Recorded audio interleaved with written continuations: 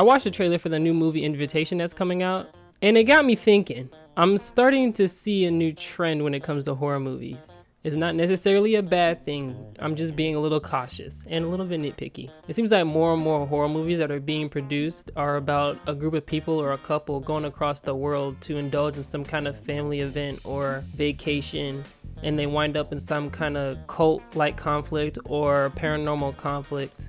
We have the menu, Fantasy Island, Old, The Resort, Invitation, and even the new comedy that's coming out, Bodies, Bodies, Bodies. I'm still gonna end up watching these movies, but I feel like different companies all had the same idea, but a different premise, all at the same time.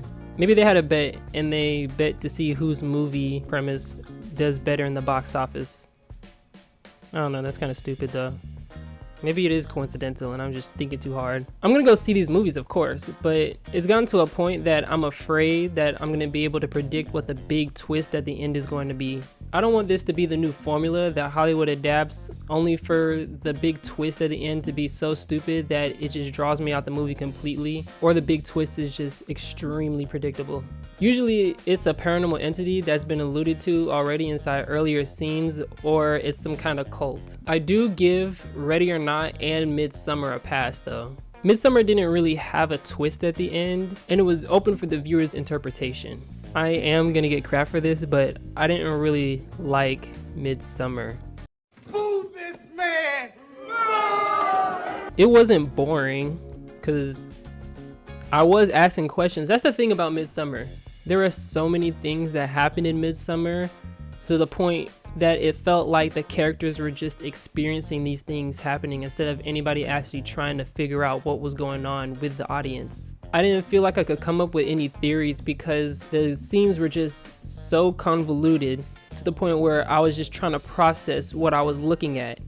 Each scene drew more questions, and then those questions drew more questions, and no questions were answered at the end of this movie. It just felt like so much was happening with no correlation. The movie was suspenseful and it felt like it was building to something in the end, but by the end of the movie, none of the questions that you had for any of the previous scenes were answered. But it did end up averting my expectations in predicting what the thing of the movie was, or the big twist or whatever.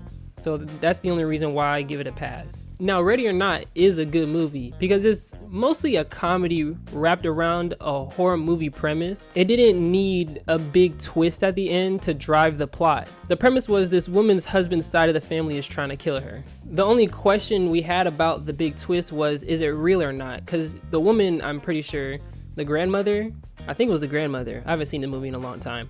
I think it was the grandmother. The grandmother is the one who basically told the audience what the big entity was. But people inside the group didn't even know if it was real or not either.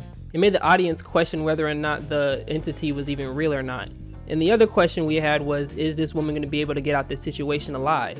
And that's it. It's a simple plot to drive a 90-minute film. It didn't need a big entity or big twist or cult-like twist at the end in order for the movie to be character-driven. And both of those questions were answered by the end of the movie, and it made the audience leave the theater feeling satisfied. I just hope that in the future that this formula doesn't become so overused that people don't want to even watch horror movies anymore, because nowadays horror movies are extremely predictable and you can basically predict what's going to happen and when the jump scares are going to be and all that, because this formula has been overused so much. And if they are going to overuse it, it needs to feel unique to the movie and unique for the audience to feel like the movie is different. But that's just a thought that I was kind of lingering on for a little while now, and I feel like I wanted to express it to someone, so I decided to express it with y'all. So that's my personal take on the newer horror movies that are being produced nowadays. And if you enjoyed this video, please like, subscribe, comment, do all that jazz. Let me know if you're gonna watch the new horror movies that are coming out, and I will see you later.